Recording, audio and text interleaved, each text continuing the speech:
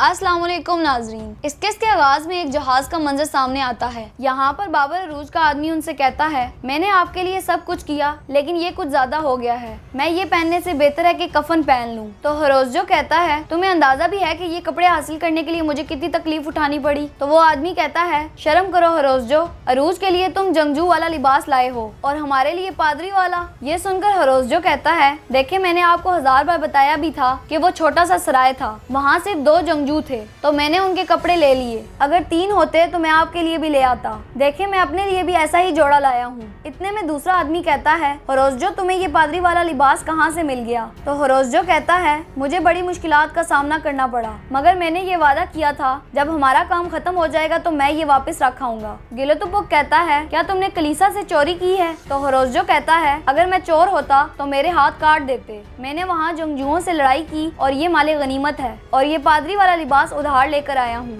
मगर पादरी को इस बात की खबर नहीं। फिर अरूज गिलोतुपुक से कहता है, हमारे पास ज्यादा वक्त नहीं है। ये सुनकर वो लिबास पहनने लगता है। फिर हरोजो हंसते हुए कहता है, ये पहनकर एक दफा कलमा शहादत दोबारा पढ़ लेना, अल्लाह ने चाहा तो कुछ बुरा नहीं होगा। ये देखकर सब हंसने लगते हैं। इसके बाद दूसरा मंजर सामने आता है। यहाँ पर ज़ैनब इसाक से कहती है, हम सुलेमान उस्ताद के पास जाना चाहते थे। तो इसाक कहता है, खिजर ने बिल्कुल ठीक किया है बेटी, बेफिक्र रहो, तुम्हारा बंदरगाह पर वो खत गिरा देना बहुत खतरनाक साबित हो सकता था। फिर ज़ैनब कहती है, आपका तो गम अभी बहुत ताज़ा है और हम यहाँ आपके मसाइल में इजाफा करने आ गए। तो इसाक कहता है, वो लोग जो बच्चों से उनका बाप छीन लेते हैं और बाप से उनकी औलाद, हम तो सिर्फ मेहमान नवाजी कर रहे हैं। फिर इसाक नीकू से कहता है, हमजा के लिए कुछ लेकर आओ, इसे भूख लगी होगी। फिर इसाक कहता है, मेरा ख्याल है हमें भी खाना खा लेना चाहिए। फिर नीकू वहाँ से कुछ लेने के लिए चला जाता है। इसके बाद दूसरा मंजर दिखाया जाता है। यहाँ पर उस्ताद सुलेमान कहते हैं, अच्छा तो अयूब भी मर गया, इस राज की हिफाजत करने वाले अपनी जानें कुर्बान कर रहे हैं। हिजर कहता है, यही तो राज है कि जरूरत पड़े तो मर जाओ इसके लिए और जरूरत पड़े तो अपने करीबी रिश्तेदारों से भी छुपाओ। फिर हिजर कहता है, चाबी बच्चे के पास है,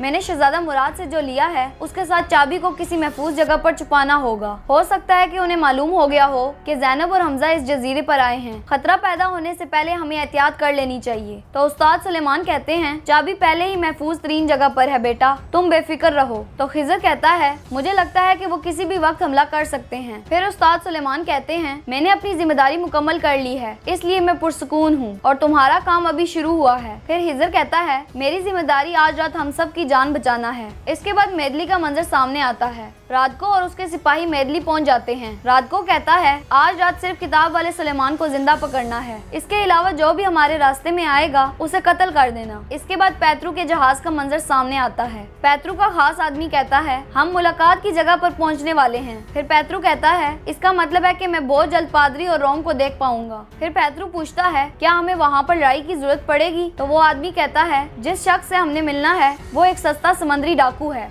इसके बाद एक जहाज का मंजर सामने आता है। अरूज और उनके सिपाही अबू मोहम्मद को लेने के लिए पहुंच जाते हैं। त्यो उनसे कहता है, खुशामदीद, आप लोग शायद अबू मोहम्मद को लेने आए हैं। अरूज कहता है, क्या वो यही है। तो त्यो कहता है, वो यही है। फिर त्यो अरूज से पूछता है, आप लोग बाकी सोना लेकर आए हैं ना। तो अरूज कहता है, बिल्कुल लेकर आए हैं, मगर पहले हम अबू मोहम्मद को सही सलामत देखना चाहते हैं। मेरा जहाज थोड़ा दूर है, मेरे बंदे सोना लेकर आ जाएंगे। आजकल तमाम समुद्री डाकू तुम्हारी तरह ईमानदार नहीं होते, कम ही लोग अपने वादे निभाते हैं और तुर्क लोग सुना है कि वो समंदर में बड़े शिद्दतमंद होते हैं, इसीलिए हमें थोड़ी एहतियात करनी पड़ती है। तो त्यो कहता है, आप लोग ठीक कह रहे हैं, उन लोगों ने हमें खत्म करने की कसम खा रखी है और मैंने भी ये कसम खाई है कि मेरी मौत किसी तुर्क के हाथ से नहीं होगी। यहाँ पर त्यो को नहीं पता होता कि ये तमाम तुर्क लोग हैं। फिर वो कहता है, अबू मोहम्मद को लेकर आओ। फिर अबू मोहम्मद को लाया जाता है। अरूज अबू मोहम्मद से पूछता है, क्या तुम अबू मोहम्मद हो। तो अबू मोहम्मद कहता है, मैं ही हूँ, लेकिन मुझे पहले ही कैदी बनाकर रखा गया है, तुम दोबारा से मुझे अगवा नहीं कर सकते। तो इलियास कहता है, हम तुम्हें अगवा करने नहीं आए बल्कि सोने के बदले खरीदने आए हैं। फिर त्यो कहता है, तुम लोगों ने देख लिया कि तुम्हारा बंदा जिंदा है, अब मेरा बाकी सोना जल्दी से ले आओ। फिर अरूज अपने आदमियों से कहता है, आप लोग संदूक यहाँ पर ले आए। इसके बाद दूसरी तरफ डेस्पिना के दरवाजे पर दस्तक होती है। डेस्पिना जाकर दरवाजा खोलती है तो हैरान हो जाती है क्योंकि वो उसका बाप होता है। दूसरी तरफ त्यो कहता है, कहाँ पर रह गए हैं तुम्हारे बंदे, हम कब से इंतजार कर रहे हैं। तो अरूज कहता है, वो आ रहे हैं, बेफिक्र रहो। इतने में अरूज के आदमी वहाँ पर पहुंचकर हमला कर देते हैं। यहाँ पर लड़ाई शुरू हो जाती है।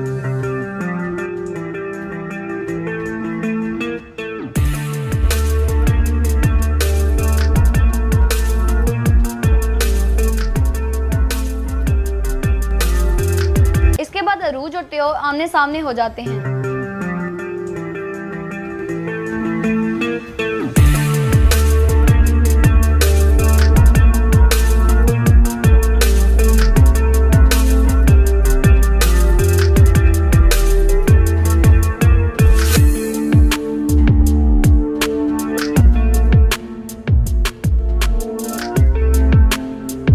इस तरह अरूज टेओ को मार देता है। इसके बाद मेदली का मंजर सामने आता है। यहाँ पर खिजर उस्ताद सुलेमान से कहता है, उस्ताद मैं आपको बता रहा हूँ कि वो लोग किसी भी लम्हे यहाँ आ सकते हैं, हमें कत्ल करने के लिए वो आ रहे हैं। खिजर उनको तलाश कर रहा होता है। रात को और उसके आदमी भी वहाँ पहुँच जाते हैं और छुप कर उस्ताद सुलेमान के घर के बाहर देख रहे होते हैं। रात को हिजर को देख कर कहता है, लोहार तो तुम हो। उस्ताद सुलेमान हिजर को आवाज देते हैं तो हिजर उनके साथ चल पड़ता है। इसके बाद रात को और उनके सिपाही भी उनका पीछा करने लगते हैं। इसके बाद दूसरा मंजर दिखाया जाता है। यहाँ पर इसहाक कहता है, ये कितने दूर से यहाँ आया है सिर्फ अपने मरहूम बाप का कर्ज चुकाने के लिए। इतने में नीकू आकर इसहाक आगा से कहता है, हिजर आया है। हमजा के सोने की वजह से वो कहते हैं हम बाहर जाकर बैठ जाते हैं। इसके बाद अंतोन को दिखाया जाता है। यहाँ पर जादुई लड़की कह रही होती है, इस कमजोर जिस्म को जिंदगी दे दे ताकि ये इस दुनिया में आग लगा सके। ये कहकर वो वहाँ से चली जाती है। उसके जाने के बाद अंतोन को आहिस्ता आहिस्ता होश आने लगता है और वो अचानक से उठ के बैठ जाता है। फिर वो हैरानगी से अपने इर्द गिर्द देखने लगता है। तो नाजरीन, इस तरह से अंतोन दोबारा से जिंदा हो जाता है और कहानी में नया ट्विस्ट पैदा हो जाता है। दूसरी तरफ अरूज रईस कहते हैं, हमने अबू मोहम्मद को पकड़ लिया, मगर जहाज का क्या होगा? इलियास कहता है, ये जहाज हमारे लिए माले गनीमत है, इस पर हमारा हक है। फिर अरूज कहता है, हम ये जहाज ओनीता में दे देंगे। फिर वो बुलबुल को आवाज देकर पूछते हैं, सब तैयार है ना? तो वो हाँ में सर हिलाता है। फिर वो कहते हैं, फरोजो और मूसा अब तक तैयार हो चुके होंगे, हमें निकलना चाहिए इससे पहले कि हम पर हमला हो जाए। इसके बाद सराय का मंजर सामने आता है। यहाँ पर इजाबेल वो खत देख कर रो रही होती है जो उसने अपने बाप के कमरे से चोरी किया था। ये खत उसके भाई का होता है। फिर वो कहती है, जिन लोगों ने तुम्हें मुझसे जुदा किया है उन्हें हिसाब देना होगा, चाहे वो मेरा बाप ही क्यों ना हो, हर किसी को हिसाब देना होगा। इसके बाद जहाज का मंजर दिखाया जाता है। यहाँ पर अरूज रईस और इलियास ने अपना लिबास दोबारा से तब्दील कर लिया होता है। अरूज रईस पूछते हैं, ये सब इस तरह से क्यों खड़े हैं? हमने तो एक को बांध दिया था। तो इलियास कहता है, आप ठीक कह रहे हैं। फिर अरूज कहता है, जरूर कोई ना कोई गड़बड़ है। इसके बाद मेदली का मंजर सामने आता है। यहाँ पर उस्ताद सुलेमान कहते हैं,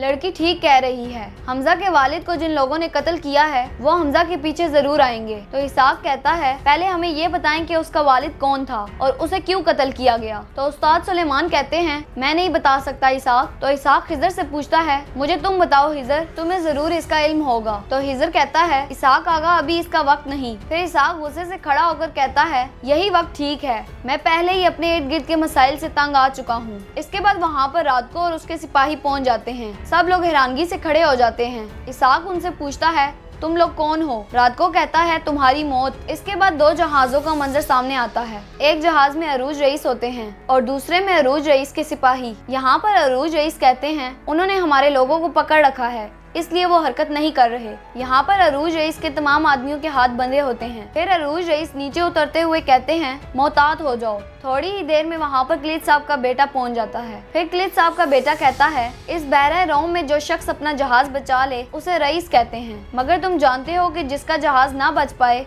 उसे क्या कहते हैं? तो अरूज रईस कहते हैं, इसका क्या मतलब है? तो क्लिद साहब का बेटा कहता है, इसका मतलब है आप सब लोग मेरी बात सुने, आज के बाद से ये जहाज और जिन लोगों को आप बचाएंगे वो सब मेरी मलकियत होंगे। फिर वो कहता है, चलो देखते हैं क्या होता है बाबा अरूज। यहाँ पर इस किस्त का इख्तिताम हो जाता है। नाज़रीन, अगर आपको हमारी ये वीडियो पसंद आई है तो हमारे चैनल को सब्सक्राइब कर लें ताकि मजीद आने वाली वीडियोस आप तक पहुंचाई जा सके। शुक्रिया।